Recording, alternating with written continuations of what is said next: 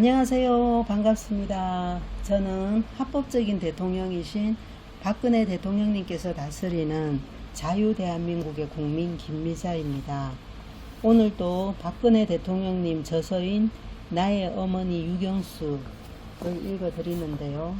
오늘은 3장 눈부신 사랑, 눈물겨운 아픔 중에서 나설 때와 물러설 때라는 부분을 읽어드리겠습니다. 1963년 12월 중순경 유교사가 의장 공간 생활을 마무리 짓고 청와대로 이사할 때의 일이다. 의장 공간에 소속되어 있던 운전사 중의 한 사람인 구 상사가 짐을 다 실은 후 마지막 차를 몰려고 운전대에 오르려는 순간이었다. 구상사 이리 좀 와요. 유교사가 부르는 것이었다. 다른 동료들이나 이삿짐 운반을 지휘하는 직원이나 모두 무슨 일일까 하고 유교사 쪽으로 시선을 집중하여 바라봤다.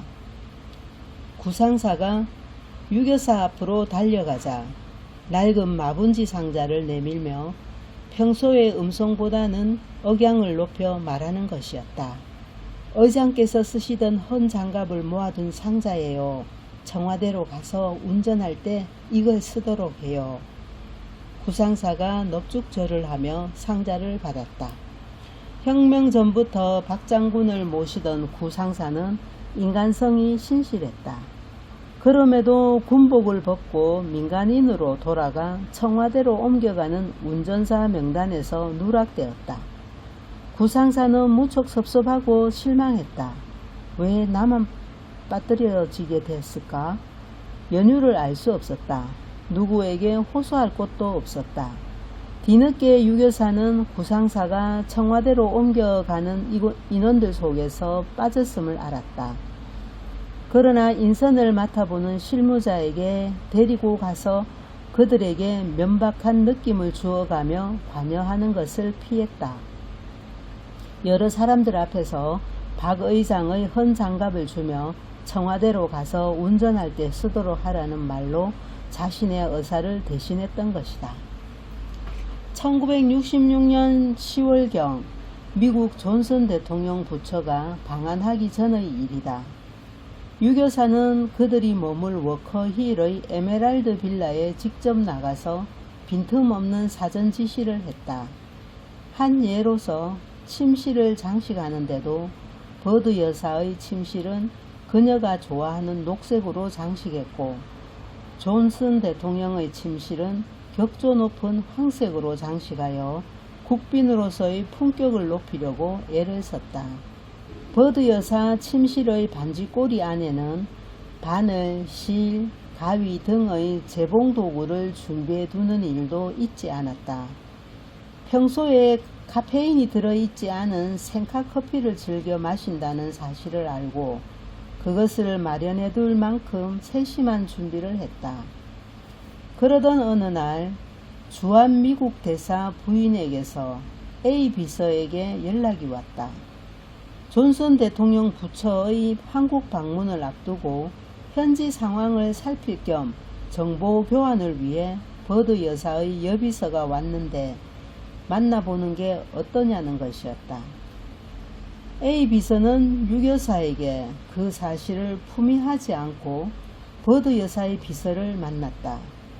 비서의 생각으로는 버드 여사의 비서를 만나 정보를 얻어 유교사에게 알려드리는 것이 자기의 임무라고 생각하였던 것이다.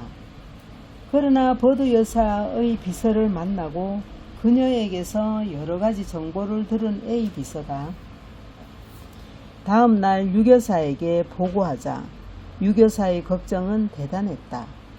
비서의 말을 빌리면 오랫동안 유교사를 모셨지만 그처럼 준엄한 꾸중은 처음 있는 일이라 했다. 이처럼 중요한 일을 내게 의논도 하지 않고 혼자의 판단으로 버드 여사의 비서를 만날 수 있어요? 저는 아무 말도 하지 않고 상대의 정보만 들으려고 했습니다. 사모님. 앞으로는 그런 일이 없도록 명심하겠습니다. 그날 밤이었다. 집에 돌아와 쉬고 있는 A 비서한테 유교사의 전화가 걸려왔다. 곧 청와대로 들어오라는 분부였다. 이미 밤 8시가 지난 시각이었다. 또 사모님의 걱정을 듣게 되나 보다 하고 조마조마한 마음으로 청와대로 달려갔다. 유교사는 불이 환하게 밝혀진 소접견실에 혼자 있었다. A 비서가 들어오는 것을 보자 검은 공단천을 활짝 펼쳐놓고 있던 유교사는 그것을 쓰다듬으면서 이번에 버드 여사에게 선사할 옷감이에요. 색깔이 어떨까 하고 의논하려고 불렸어요. 유교사는 그만한 것을 의논하려고 집에 가 있는 비서를 부를 뿐이 절대로 아니었다. 그러므로 비서는 자신에게 꾸중을 들은 비서를 위로해 주려고 불렀음을 이내 눈치챌 수 있었다. 낮에는 좀 지나친 것 같았어요. 보내놓고 생각하니 가슴이 아파 견딜 수가 있어야지. 그래서 부른 거예요. 유교사는 그런 분이었다. 아래 사람이 잘못하면 호되게 꾸중하지만 그것을 풀어주지 않고서는 당신이 가슴 아파 잠을 이루지 못하는 성품이었다. 비서로서 오랫동안 모셔왔던 조카 홍소자 씨는 다음과 같이 말했다. 이모님은 처녀 시절 행랑 사람들이 제일 따르면서도 제일 어려워하던 분이었어요. 까다롭게 구는 일이 전혀 없으신데도 가까이 모실수록 어렵게만 여겨진다고 하인들이 말하더군요. 정이 넘쳐 흐르다가도 이 편에서 버릇이 없어 보이면 냉정하고 차가우시기가 이를 데 없었대요. 상냥하고 자애로운 이모님이시지만 말 한마디 해프게 하시는 일이 없고 남의 신경에 거슬리는 말은 절대로 피하려고 조심하셨대요. 그리고 당신 스스로는 조그만 실수 아닌 실수에도 마음 아파하시고 괴로워하셨지요. 대신 하인이 아무리 실수를 저질러도 솔직하게 잘못을 뉘우치면 너그럽게 보아주시지만 만일 그렇지 못하고 속이거나 오물오물 넘기려 하면 냉정하시기가 칼로 벤 듯 하셨다는군요. 1967년도에 있었던 일이다. 어느 비서가 그의 아들을 인류 사립학교에 입학시키려 했다. 제비를 뽑아야만 했다. 그는 다른 사람들이 흔히 쓰는 편법을 쓰기로 했다. 제비로 뽑히는 확률을 높이기 위해 이후 학교에 다니는 마을 아동 중에서 1학년생 3명을 동원하여 지원서를 제출했다. 그들 중 한 사람만이 뽑히면 그 자리를 물려받으려는 심산이었다. 그러나 다행스럽게도 비서의 아들만 뽑히고 동원된 아동들은 뽑히지 않았다. 일이 순리대로 이루어졌다. 그는 너무나 기뻤다. 그 사실을 자랑삼아 유교사에게 말씀드렸다. 남들이 모두 그런 방법으로 하는 것이려니 안이하게 생각하고 그것이 위법이라는 사실을 깊이 깨닫지 못했던 것이다. 그 비서의 이야기를 듣고 있던 유교사의 얼굴빛이 달라지기 시작했다. 이야기가 끝나자 여사가 준엄하게 타일렀다. 일이 정상적으로 되었으니 망정이지 만일 다른 아동의 자리를 물려받았더라면 그것은 위법일 뿐만 아니라 분명 인권 유린이에요. 유교사는 다그쳐 말했다.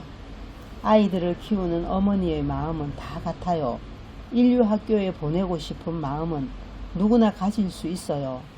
그러나 그렇다고 해서 수단 방법을 가리지 않고 자기 자식만 넣으려 한다면 이 사회는 어떻게 되죠? 만일 대역으로 꾸어온 새 아동이 다 되었더라면 그 일을 어떻게 처리하죠? 정상적으로 심지를 뽑아 적어도 3명의 아동이 뽑히지 않았다면 그 아동들의 어머니 심정을 생각해봐요. 남의 정당한 권리를 짓밟는 무자비한 행위가 아니고 뭐예요? 비서는 송구스러워 잠을 이룰 수 없을 만큼 번민했다. 며칠 후의 일이다. 유교사는 집무실로 비서를 불러서 조용히 불렀다. 침통한 표정으로 유교사는 비서와 단둘이 마주 앉았다. 이해해 줄 줄 알고 좀 과한 말을 한 것 같아요. 어느 누구에게나 다 그러겠어요? 비서는 유교사의 옷자락을 잡고 그 자리에서 울어버렸다. 유교사는 칭찬할 때도 본인을 대놓고 하는 일이 거의 없다시피 했다. 간접적으로 둘러대어 은근하게 칭찬해 주었다. 꾸중을 할 때도 대체로 둘러서 타이르곤 했다. 여간해서 상대의 감정을 건드리는 일이 없었다. 유교사는 친밀감을 자아내게 하는 구수한 농담도 곧잘했다. 어느 해 양지회의 여름 특별 작업을 할 때의 일이다. 유교사는 부지런히 재봉틀을 돌리면서 곧잘 우스갯소리를 하여 지루한 봉사 시간을 즐거운 분위기로 이끌어갔다. 작업복을 만들 때 한 회원이 말했다. 나는 바느질이 시원찮아요. 바지 같은 쉬운 일감을 줘요. 어머나, 내 솜씨만 안 좋은 줄 알았더니 나보다 못하는 분도 있네요. 유교사의 바느질 솜씨가 뛰어나다는 것은 누구나 아는 일이었다. 솜씨가 부족한 회원들의 마음을 달래주려고 웃음으로 얼버무렸던 것이다. 유교사가 수요 봉사회에 마지막으로 참가한 1974년 7월 18일 오후였다. 마침 말복날이기도 하여 몹시 무더웠다. 이날의 작업은 영세민들에게 나눠줄 블라우스를 만드는 일이었다. 붉은색의 가는 줄무늬가 있는 옷차림에 검은 구두를 신고 유교사가 참석했다. 회원들이 보아하니 그 구두는 겨울용이었다. 나는 저 안에 청와대에 있다가 철 가는 것도 몰랐지 뭐예요. 회원들이 왜 그러세요 사모님 하고 묻자 검은 구두를 보여주었다. 그리고는 건너편에 앉아있는 회원 한 사람이 신고 있는 구두도 역시 겨울 구두임을 알아채고는 나만 철 가는 걸 모르는 줄 알았더니 저기에도 나 같은 회원이 한 분 있었군요. 어머나, 친구가 있으니 안심이 되네요. 네, 오늘은 여기까지입니다. 오늘의 제목처럼 나설 때와 물러설 때를 잘 아시는 배려심이 참 깊으신 분임을 다시 한번 느끼게 해주는 내용들이었습니다. 네, 감사합니다.